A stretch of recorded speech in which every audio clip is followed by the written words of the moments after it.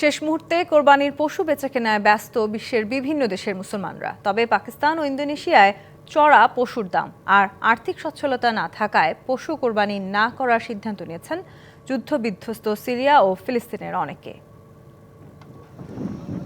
Saudi আরবের হাটে হাটে এখন নানা পশুর সমাহার। জেদ্দায় উট দুম্বার পাশাপাশি মিলছে গরু ছাগল, সাধ্যের মধ্যে কিনছেন বাসিন্দারা। সৌদি আরবে পশু কেনার পর নির্দিষ্ট খামারে রেখে সরকারের নির্দেশনা মেনে দিতে হয় কোরবানি। মুসলিম প্রধান দেশ পাকিস্তানে এবার কোরবানির পশুর হাট বেশ চড়া। ৩ লাখ রুপির পশু কিনতে হচ্ছে 10 লাখ রুপিতে। গত বছরের তুলনায় এবার পশুর দাম অন্তত 50% বেশি বলছেন ক্রেতারা। এতে হতাশ তারা। যে পশুর মূল্য হওয়া উচিত ৩ লাখ রুপি, তার জন্য চাওয়া হচ্ছে 10 লাখ পর্যন্ত। এভাবে দাম চাইলে কোরবানি করা সম্ভব?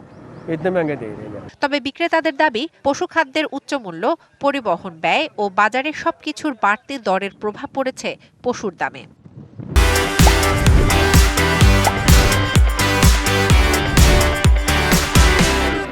একই চিত্র বিশ্বের সবচেয়ে বড় মুসলিম জনবহুল দেশ ইন্দোনেশিয়াতেও। চড়া দামের কারণে জাভা ও জাকার্তার বাজারে পশু বিক্রি কম। শেষ মুহূর্তেও পশু নিয়ে বসে আছেন বিক্রেতারা, দুষছেন অর্থনৈতিক অনিশ্চয়তা এবং পশুরোগকে।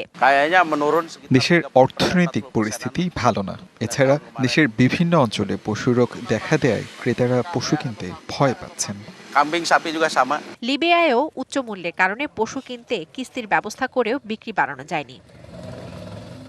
মুসলমানদের অন্যতম ধর্মীয় উৎসব ঘিরে আনন্দ নেই সিরিয়ার মানুষের।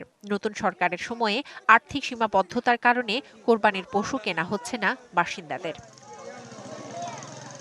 ভালো নেই ফিলিস্তিনিরাও। ইসরায়েলি বর্বরতায় যেখানে বেঁচে থাকাই দায়, সেখানে আবার ঈদ, তার উপর বাজারে পশুর মাত্রাতিরিক্ত দাম। তাই কোরবানি দেয়া হচ্ছে না গাজা উপত্যকার মানুষের। এর প্রভাব পড়েছে ফিলিস্তিনের পশ্চিম তীরেও। শোভন শাহমিন দিশা, ডিবিসি নিউজ ডেস্ক।